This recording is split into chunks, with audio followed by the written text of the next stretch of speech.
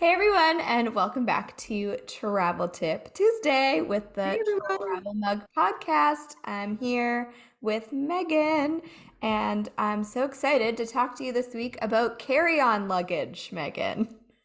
Carry-on luggage is like convenient yet the bane of existence of travel in a way as well. It is. So it's been a hot topic of some Facebook groups that I'm in that are travel related. So obviously, over the last, I don't know, 6 months to a year, I guess, there's been a lot in the news about lost luggage. And also people are attempting to save some money by doing carry-on only. However, that can cause the problem of not enough carry-on room in the plane. And all the flights that I've been on recently, they're asking people to voluntarily check their carry-on luggage and then also forcing you to check your carry-on Right. luggage if there's not enough people volunteering. So, apparently, I have heard that Air Canada specifically is the one I heard has been cracking down on the size of carry-ons. And I'm not surprised, honestly, because I have seen some things like what people are attempting to carry on the plane. If you give people a little bit of room, they will take it to the nth degree until you are like, excuse me, traveler A, B, and C, that's a large size suitcase. Like, do you know what I mean? Like, Yeah. people will just push whatever they can push. Oh, 100%. So I was looking at some different airlines, both in Canada and the US, and it seems like most airlines have different requirements for carry-ons, which is like really annoying. But the size can vary a little bit. And it's like a problem if you're traveling on multiple airlines on one Right. trip, right? Most airlines will allow you to have a personal item like a purse or like a small bag that fits under the seat and also a larger carry-on that goes in the overhead bin. So you're going to have to look up your specific airline that you're traveling on and what their dimensions are. I did see that most airlines don't have a weight limit on carry-ons, which I thought was interesting, but it has to be light enough that you can lift it into the overhead bin. Not you and three other surrounding individuals.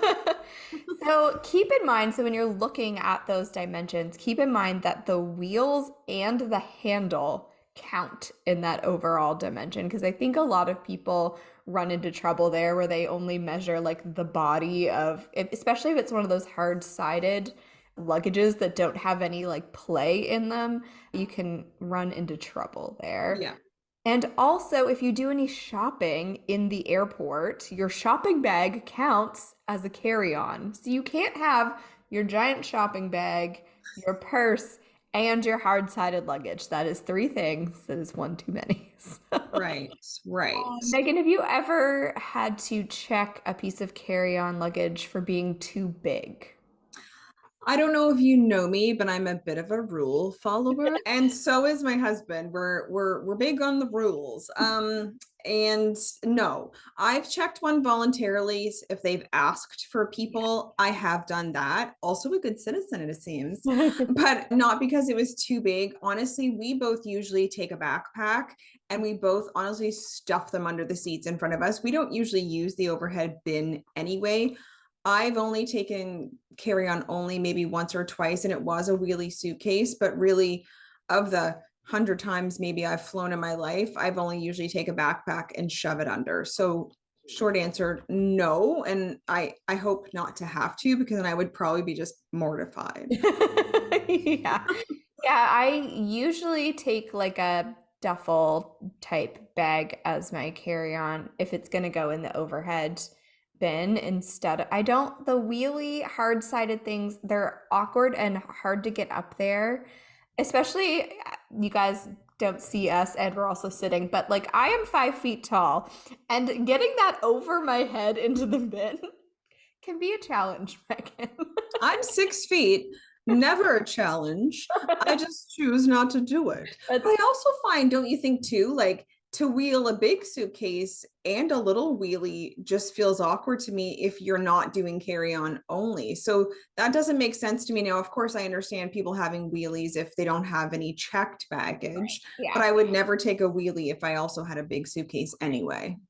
So once when I was a teenager, so I'm gonna say this is not my fault, but I digress. I was traveling with my family and I was a teenager, so this was not my fault, but we were forced to check our bags at the airport because we had the hiking backpacks that are like quite long.